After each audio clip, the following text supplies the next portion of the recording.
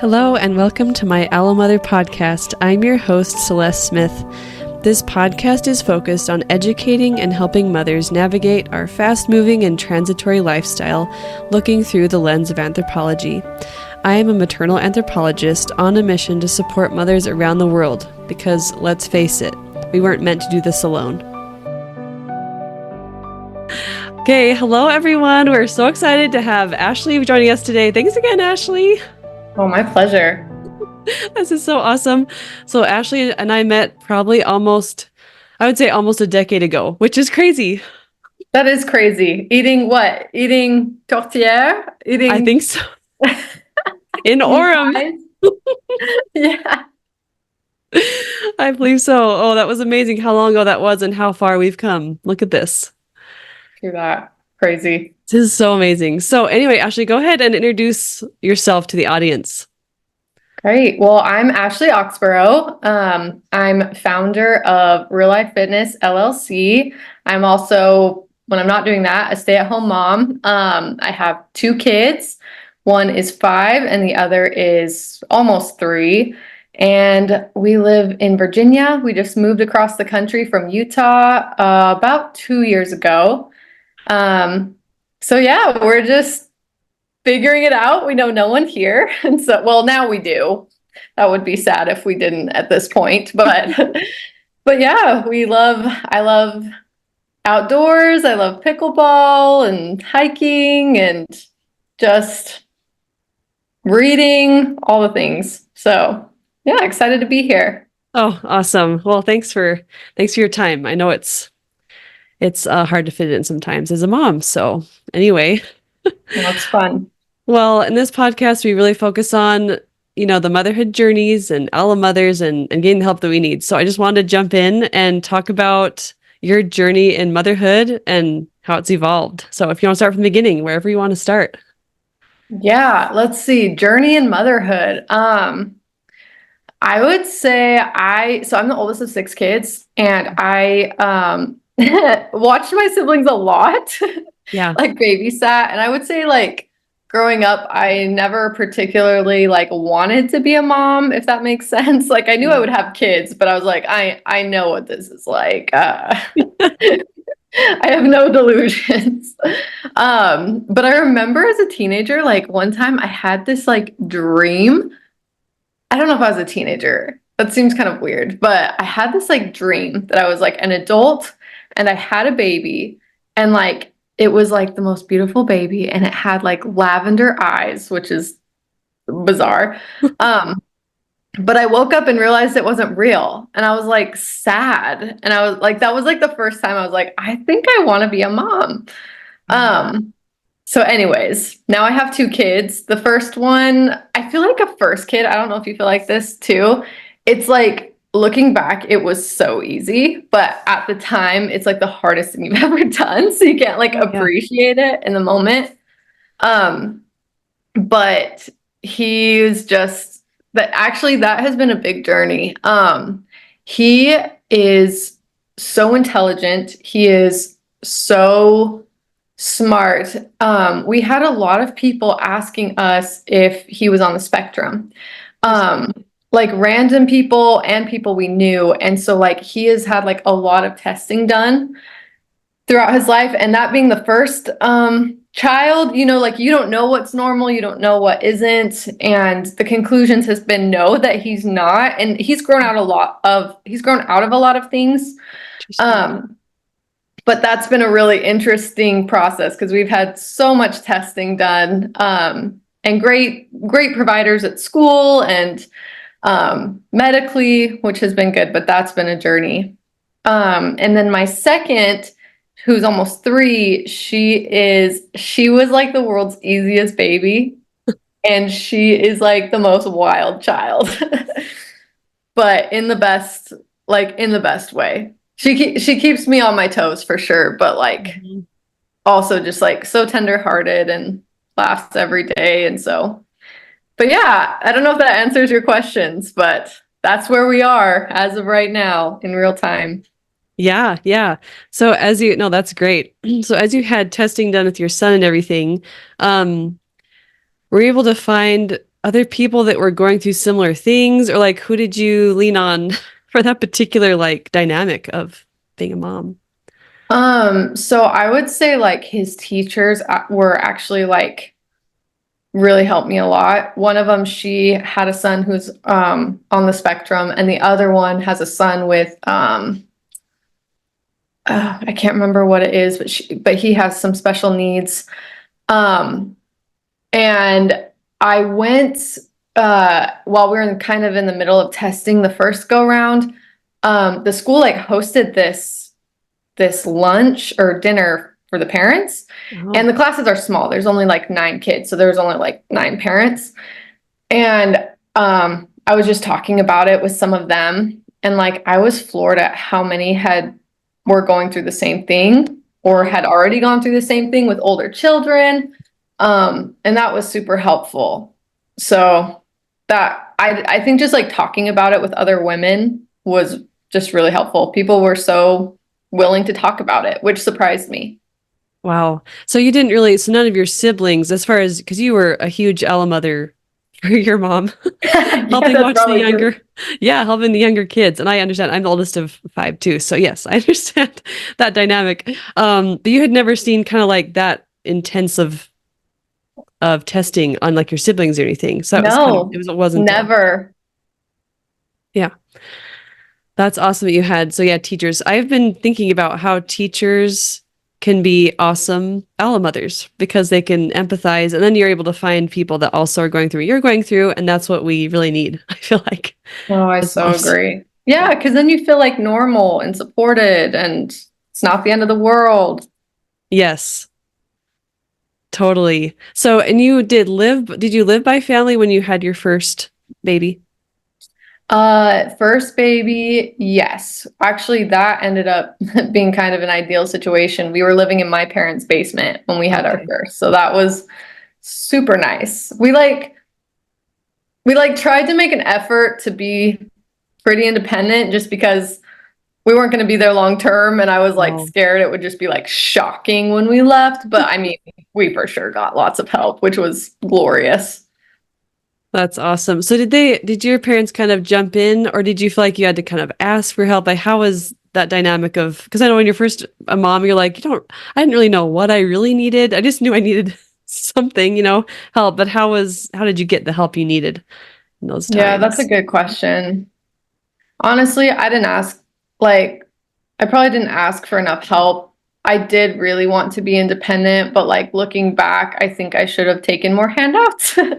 Yeah. Um, I feel like my mom, she definitely would jump in for sure. Like that's kind of who she is, but I also like expressed to her how we were trying to be really independent. Oh, And so I feel like she kind of like stopped herself from intervening unless I asked. Um,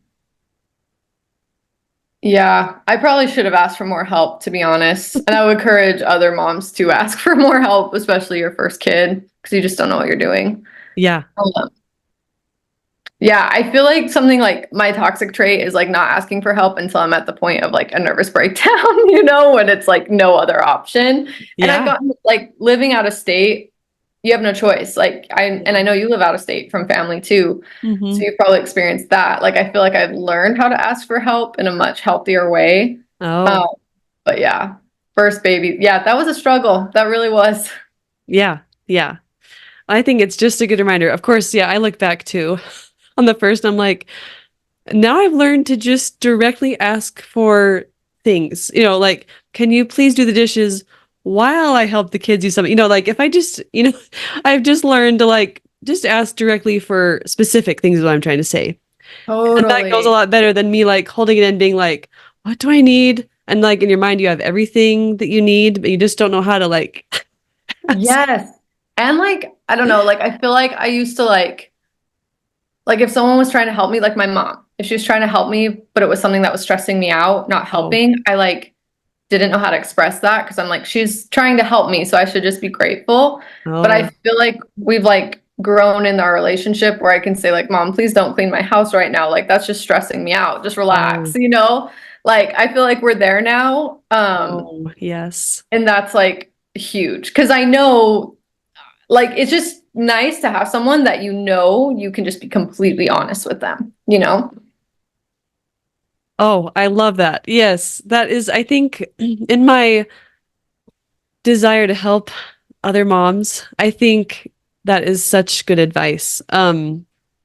I feel like in our hierarchy of who a good allo mother or allo parent is, I feel like first it's like your spouse who really is just right there living with you.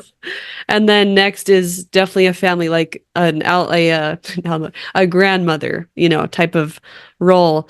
But it's like once you have a baby, those relationships evolve. You know? Totally. It's not just you, it's like they're helping you and the baby attached to you. And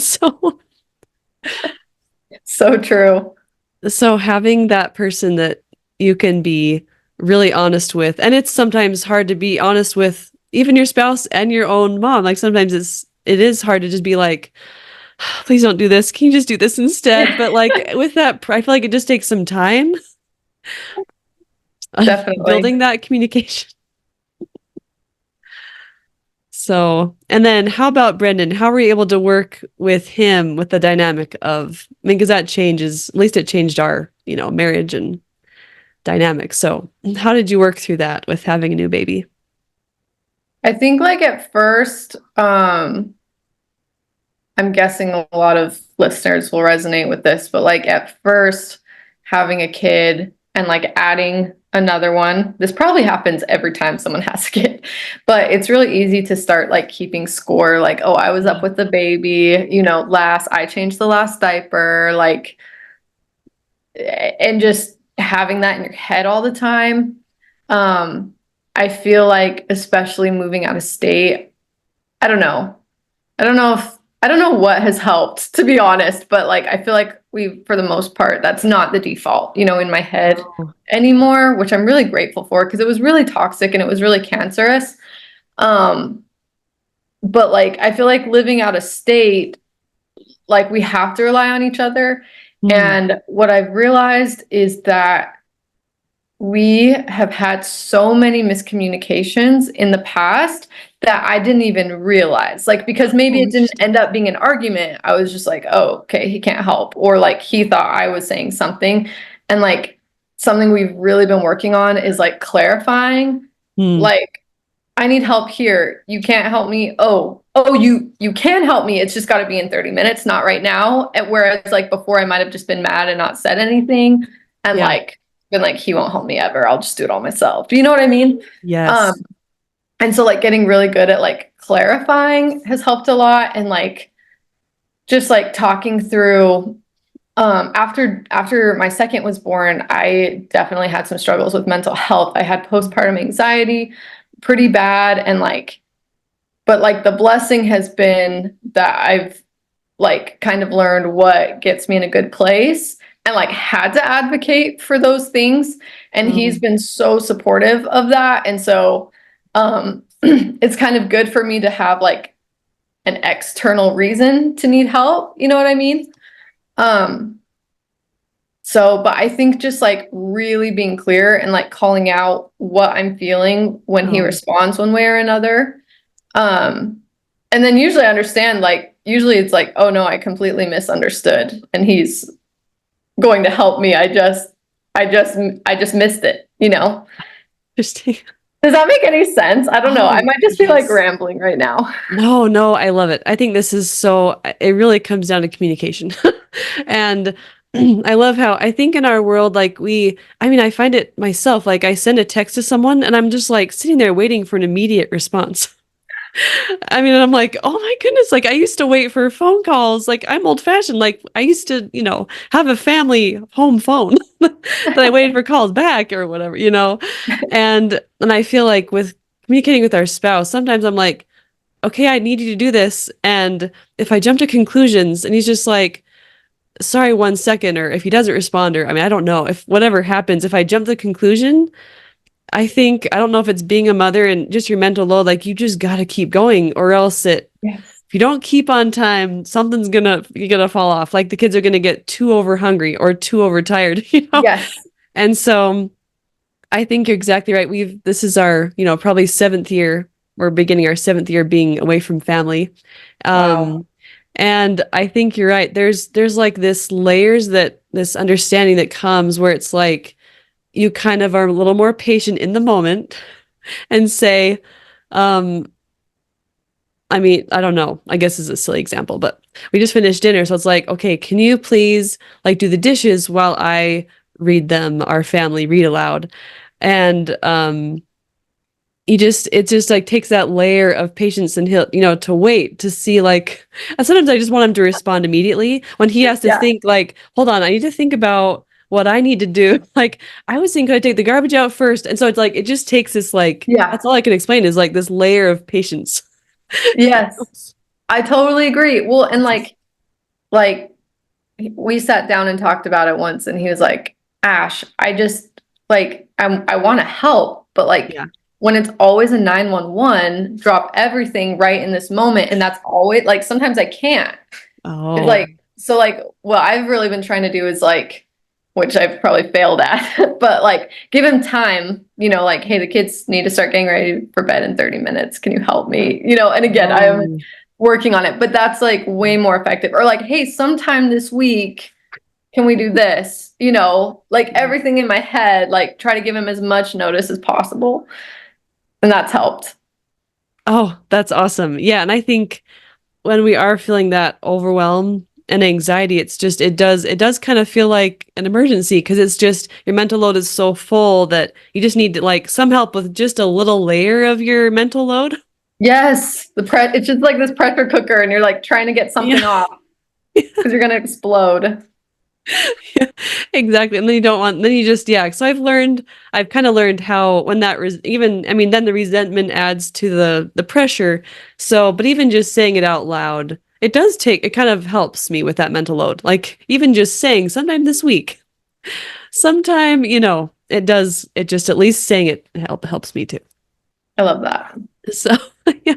So diving in a little more to like when you just moved to Virginia, did you have a game plan of like, well, moving in for me takes a couple months, but unpacking unpacking the boxes. But did you kind of have a game plan of like, okay, I know I'll need some support as I unpack, or this is what I want our life to look like. So, like, because you were moving to where you knew nobody, so I just want to know how you worked through that.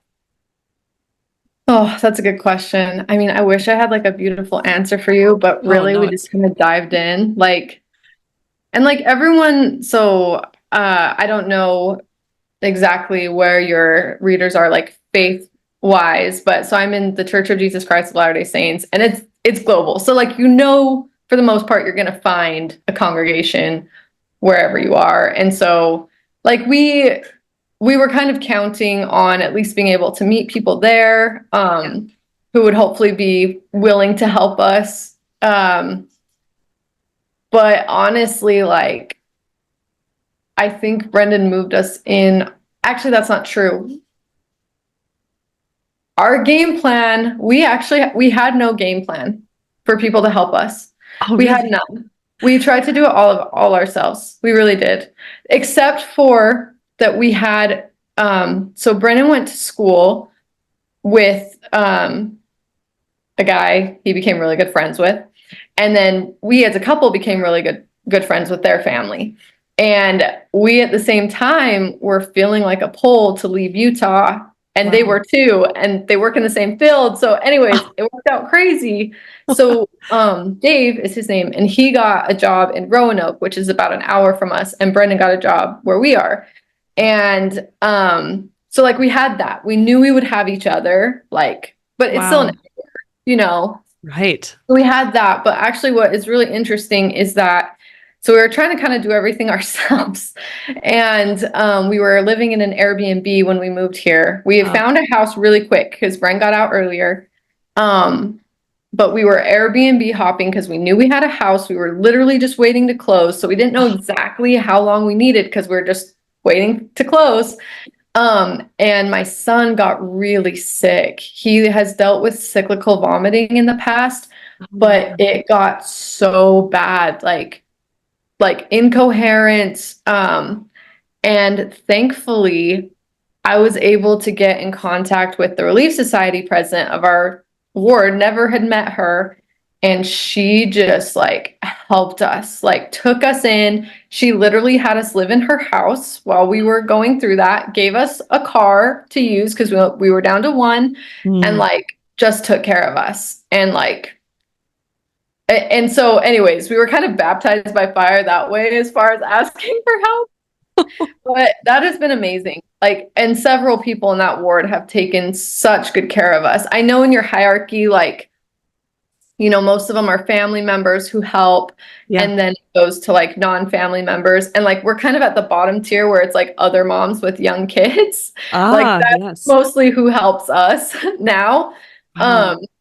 Which is humbling, which is really humbling, but also has just been such a blessing. Oh, that's amazing. There was so much there. I'm trying to remember where to start. So your game plan. And when you move, honestly, like we moved across the country, well, anyway, whatever, 2.5 times. And the first time you just don't have a game plan. You just hope that as you do your part, people meet you there. But that is amazing that you kind of did have the security of one family that you did know. That is really awesome. Yes, that was a blessing. Yeah. And I understand the Airbnb thing. Also done that twice. So yes, understand. You just gotta do what you gotta do. So I just love those superhero allomothers stories where it's these, so the Relief Society president, did she have any kids at home anymore? So in her case, no, she didn't. Her kids, she was empty nester. Okay. Yeah. So, there's just some allomothers that just swoop in and they just know what you need. They offer exactly what you need at the time. That is just such a miracle. So true. Just angels. Yeah. That is so amazing. So now you're down to, and so with other moms, so that have other kids, that's kind of who your allomother is right now. So do you do swaps, or like, what is the help that you get from other young families right now? Yeah. So usually like, so my son, he's in preschool for like 5 hours a day. So most of the time, if I have appointments or things I need to get done, I'll schedule it during that time. Okay. But, sometimes I'll have doctor's appointments and it's really hard to bring my 2-year-old, and, other moms that I'm friends with, they have kids the same age. So they'll take Jane and she'll play with their little girl, and it works out pretty good. But I feel like I've like taken way more than I've received. I've like asked them to, let me return the favor, but they haven't taken me up on it. But it's really important to me that it's a win-win situation. Like, yes, the last thing I would ever want is for another mom to feel like burdened and trapped that they can't say no, because I know like I'm dying, and I know every other mom with young kids is dying, and so that's really important to me, that it's a win-win. So far, like the friends I have, they're really honest with me. So good. I think they would tell me if they had an issue with it. I think their kids genuinely are entertained, by playing with another kid, but yes, I would like hope that they would tell me if that's the case. But I think we have the relationship where they would. Yes. Oh, I love that. Thanks for that example, because sometimes I have this this weakness where sometimes I like offer to do everything just all the time, and I do get burned out, And so I know what you mean by like those swaps are so helpful. And I think, and I love it. It just comes back to communication too. Like, it's okay to be like, like tomorrow I have a big day or a big afternoon, and it's okay to it's okay to say no sometimes. And I just feel like as mothers, we know how it feels to have the help. And so we love to give the help. But like sometimes it's just really okay to say no. But it is great when there's just when you find other stay-at-home moms, it does click to just have another child and to have that playtime. So I'm so glad you have that. It takes it takes some time to get that. So I'm glad that you're, to that point. Thank you. I think like back to your earlier question, I think if I were to do this all again and move cross country and Yeah. know no one, I think I would just like try to prepare myself to like be as involved in the community as possible. Because I will say, like outside of church, we have also met amazing people. And even like we've met most of our neighbors when we moved in, Okay. and none of them are members of our church, but they have taken great care of us. And this last Christmas, we're like in a big cul-de-sac. It's like in Virginia, houses are pretty spread apart because the land Okay. is pretty sloped and there's lots of trees and wilderness. Yeah. Um, but so finally, after being here for almost 2 years, we took like Christmas cookies all around the cul-de-sac and like met amazing people who were like so excited to meet us and like, hey, Oh. let us know if we can help you. Our kids love to watch, love to babysit, just things like that we would have Oh. completely missed out on and did for the last 2 years. Yeah. Yeah. And I think by 2 years, like you really get settled into a certain point where you get to like other relationships outside of your day to day and church and like maybe your kids' activities in preschool. It's like, man, 2 years. I'm gonna hit that point in 2 years, and I'm excited Where to are you get. guys right now? We're in Idaho. Oh my gosh. Well, I'm excited for you. It's hard. Cute. No, yeah, it's okay. I mean, I've got my plan of what I do to kind of get involved. And so your advice is perfect because, and just to know that there is hope, like, 6 months or a year or 2 years away, like, once you're really settled, things change and it's amazing. Yeah, it really is. I think also something, sorry, I'm just like thinking of this now, but Love it. Yeah. with other mom friends, like a quality that has meant a lot to me is just like knowing that someone is willing to say no and will tell me if they can't. Because if I know someone will say yes no matter what, like I don't feel like I can ask them because Oh, I never know yes. if I'm burdening them, and I don't want that. And so just like, I don't know. I don't know if everyone feels that way. But for me, it's like been really refreshing to make friends who I know will be honest with me if they can't do it. Yes. No, it's so important. And I think it just takes yeah, it just takes a certain level of time and relationship to just feel okay and be like, Yes. okay, I need to tell you how how I'm feeling. And man, when friends have told me like, I'm so sorry, I can't, or, for this or that. And even it doesn't mean I don't even need to know the reason, like I don't even Yeah, need to know. It's just, I know how it is with young kids, but it feel like it deepens the relationship you have, like, because you're totally. vulnerable with really how you're doing today. Yes. I love that. So, oh, I love that. Yeah, anything that pops in your mind, I love it. So, coming back really quick to your building your real life fitness, I think it's incredible that you built it with young kids, with a move. I mean, you've done it all. Like, I just seriously, it's amazing. So, how have you balanced your goals, and I guess basically, how have you had enough time or help to give yourself space to build your dreams and help other people? Well, thank you. That's very nice. I'll be honest with you. It has been so hard, like so hard. I feel like when I thought after having two kids that I would never have time again. But what was amazing is that when my son stopped napping, we started doing quiet time. And we just kind of trained him to do that. I know not every kid is going to allow their parents to do that no matter what they try. But for us, we got like a Alexa light. It's not connected to the internet or anything, but we can just program it when to turn green and when to turn red.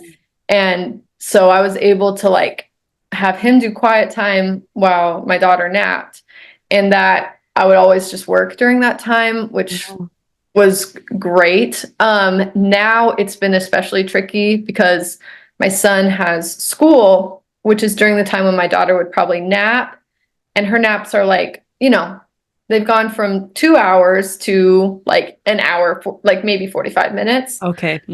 So I feel like that's kind of been like a new thing. And so that's been really challenging to navigate that. So I kind of like a new process I'm trying because I'm always pivoting, I swear, Yeah. with every new milestone Oh, and yes. challenge. But I'm trying to batch work. So I've kind of like divvied out my months or my like the month into like a week of working on blog posts and like creating, just focusing on blog posts and then just focusing on like my email newsletters that go out. And then on Saturdays, I just focus on client work. And so far it's been good. I need more time, to see. I need to like get it good for a month and then assess. But I decided like I was just feeling so burnt out, over the holidays. I decided to just take a break. And I decided January, I'm creating content now for February so that I can just start being a month ahead because I think that will help a lot. But I mean, it's tricky. I eventually want next year my daughter will also be in preschool. So that'll be a lot easier. When my son started preschool, that was really helpful. Yeah.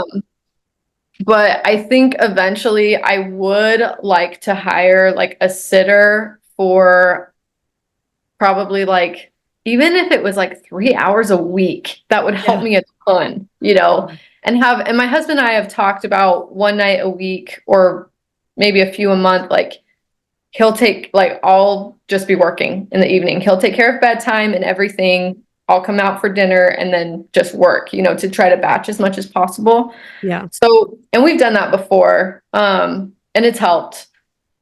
So that's something as well.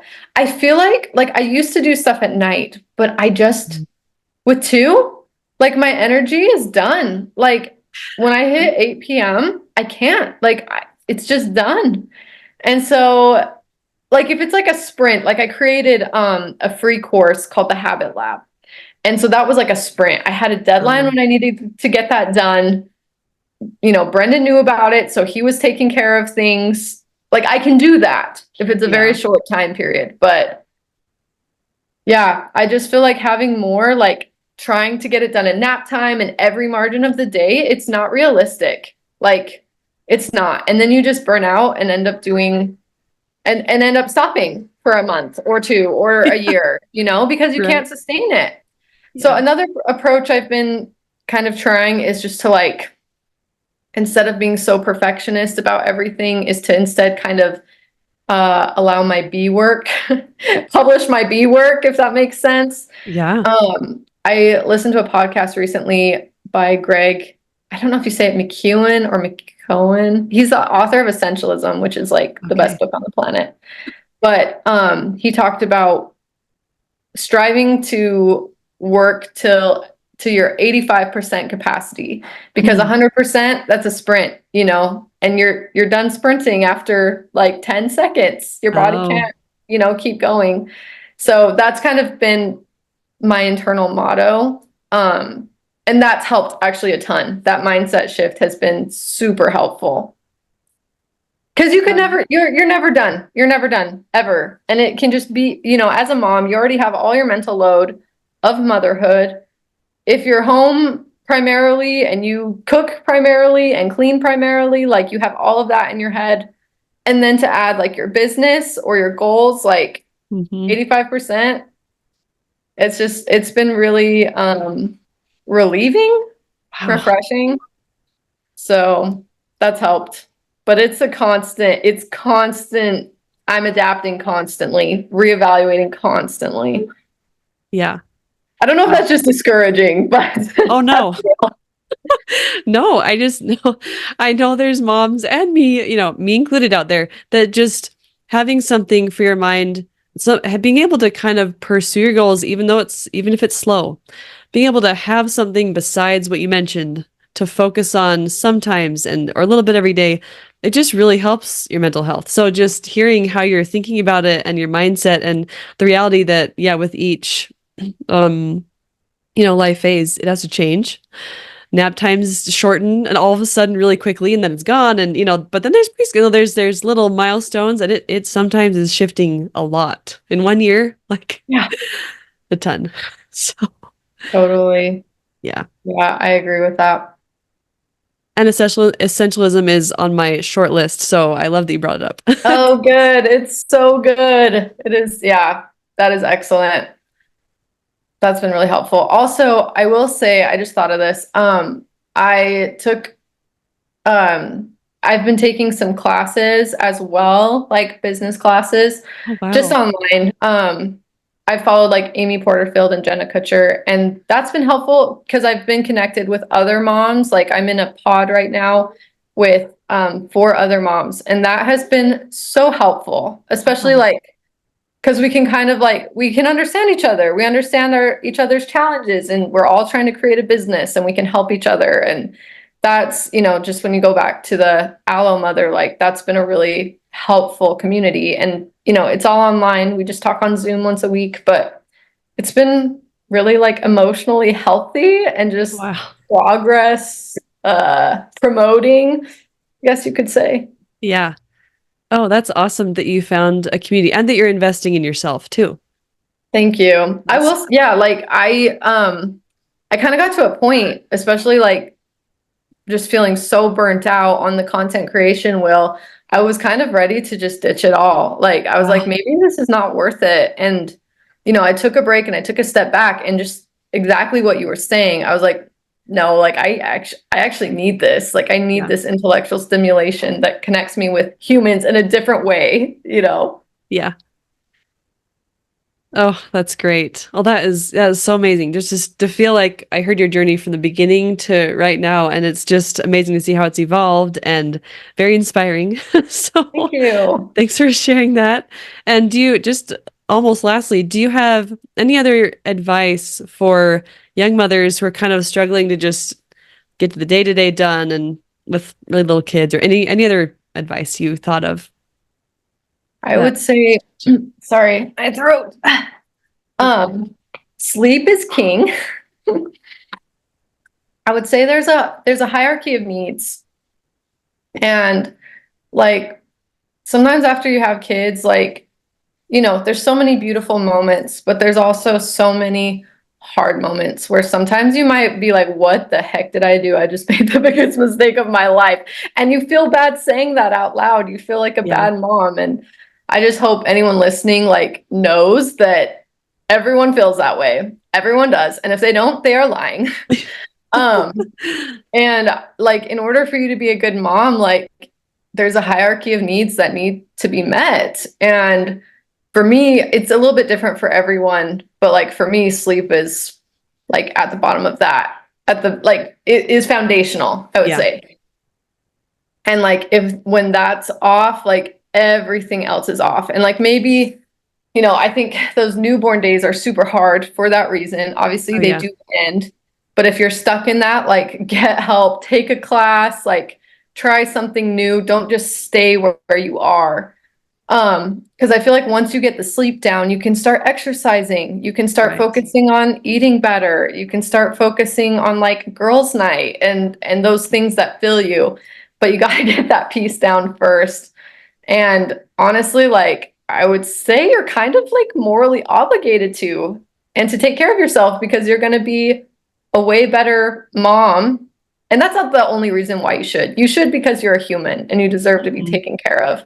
But I just think like realizing that and taking pressure off yourself is just so important. And it's easy to say. It's really easy to say. It's a lot harder to do, but I'd encourage Yes. everyone to try that. Oh, perfect. Oh, I love that. Awesome. And then also just I will put your, links, underneath this video, but anything you want to say about just what your well, you have Real Life Fitness. So what does that entail and what do you offer? Just really quick. Thank you. Yeah, so Real Life Fitness, my goal with that is to give moms the tools they need to feel their best, and especially from the filter of fitness. So I have a lot of free resources on there. I have like a month's worth of free breakfast, lunch, dinner, snacks, and sides for like a month. I have a free course on building sustainable, healthy habits. I also do online coaching. So I'm a personal trainer and a nutrition coach. So I help people with either or both of those things. And then I'm working on an like more comprehensive eating course. I don't have timelines for that yet, but that's down the pipeline. Oh, So awesome. thank you. That's so great. Yeah, I love your newsletter. I love it. So keep it coming. Oh, thank you. I'm glad you're It's a part really of it. awesome. Yeah. And so the last question I love asking is if an allomother, I don't know, it doesn't matter who it was, but if anyone came to just and knocked on your door right now or this tomorrow morning to help you with something or give you something that would just help you in your life right now, what would it be? Honestly, it would be watching my kids. It would just be some time to get just to get some things probably to work, honestly. Yeah. That's probably my biggest need right now.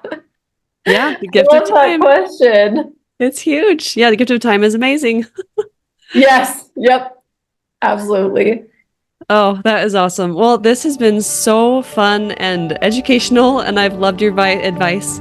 So thank you so much for all that you've shared. I have loved having you on here. Oh, thanks for having me. It's been a blast. Thanks so much for listening in today. I hope that you got ideas of how to improve your overall well-being and life as a mother. If you have a friend who could use a lift, please share. You can also read more deeply about anthropological principles applied to our modern day world by subscribing to my blog, maternalanthropologist.substack.com. See you next time.